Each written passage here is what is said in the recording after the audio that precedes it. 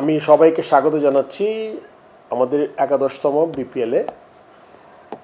আসলে প্রতিবারই যখন আমরা ফিক্সচার করি ক্রিকেট বোর্ড থেকে কোনো না কোনো ব্যাপারে আলাপ আলোচনা হয়, এই জন্য আমরা সব দিকে বিবেচনা করে আমরা চেষ্টা করেছি। আপনারা জানেন যে এটা লম্বা একটা টুর্নামেন্ট, কারো কারো ব্যাক টু ব্যাক খেলতে হয়, কারো কারো ট্রাভেলিং থাকে, আবার কেউ ডে ম্যাচ নাইট ম্যাচ, অনেক জিনিসগুলো আমাদের মিলাতে হয়।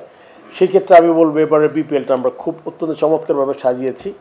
যেমন আমার কাছে যে কাগজটা আছে, আপনার ফিক্সচারে ডে ম্যাচ নাইট ম্যাচ মোটামুটি সবগুলো টিমের একই রকম।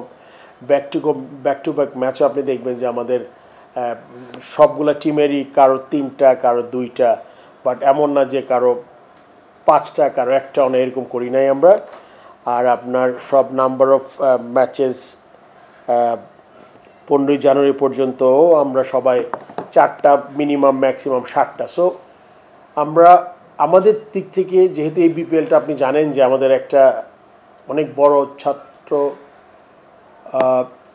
বৈষম্য বিরোধী আন্দোলনে, ছাত্র আন্দোলনে এবং জনতার আন্দোলনে আমরা একটা নতুন একটা গভর্নমেন্ট পেয়েছি, এবং এটা আমরা চেষ্টা করেছি বিভিন্নভাবে এই 10টা যে বিপিএল এসছে তার থেকে ডিফারেন্ট করার জন্য অনেক পরিকল্পনা করেছি। আমি আশা করি খুব ভালো টুর্নামেন্ট হবে, এবং এটার প্রথম স্টেপ হচ্ছে আমাদের এই ফিক্সচার, যেটা আমার মনে হয় সবাইকে স্যাটিসফাই করতে পারবে।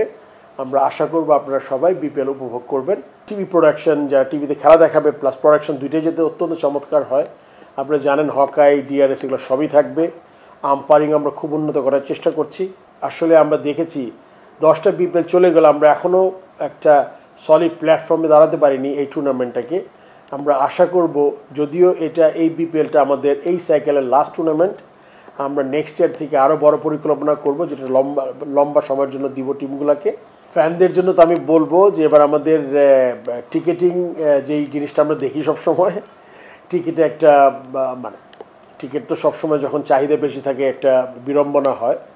তো আমরা চেষ্টা করছি এবার ডিজিটাল প্ল্যাটফর্মে যাওয়ার জন্য, যাতে সবাই সবার সুবিধা মতো অনেক আগের থেকে টিকিট কিনে তারা যাতে খেলাটা উপভোগ করতে পারে। এবং আপনারা জানেন যে আমরা 3টা ভেন্যুতে করেছি। ঢাকা স্টার্ট করে তারপরে আমরা যাব সিলেটে, ওখান থেকে আমরা যাব চিটাগং, তারপর আবার ঢাকায় এসে লাস্ট রাউন্ড খেলা খেলবো।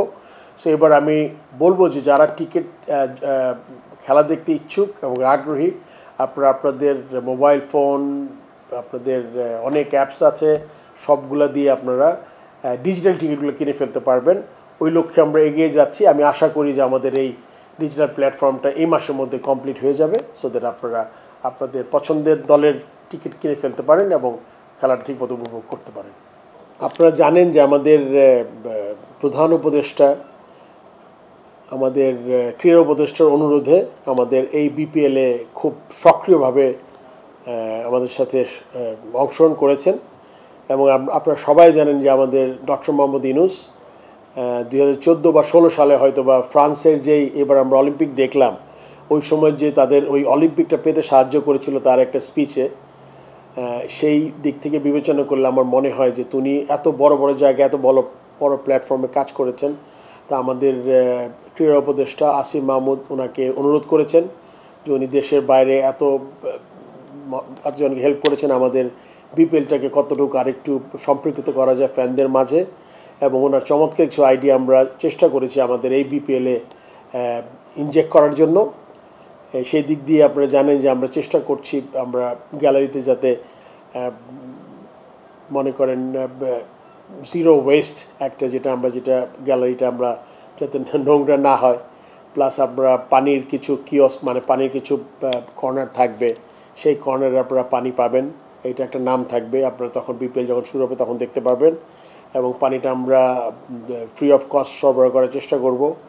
আমাদের এই স্টেডিয়ামের ভিতরেও আমরা চেষ্টা করছি আমাদের জিরো ওয়েস্ট জোন একটা গ্যালারির মতো থাকবে, যেখানে আপনারা বসে ওখানে দেখতে পারবেন সব আপনার জিরো ওয়েস্ট থাকবে ওখানে আর কি। এবং স্টেডিয়ামের আশেপাশে জায়গাটা আমরা চেষ্টা করব ক্লিন রাখার জন্য। সো বেশ কিছু নতুন জিনিস আসছে, আমরা আশা করি সবাই আপনারা উপভোগ করবেন।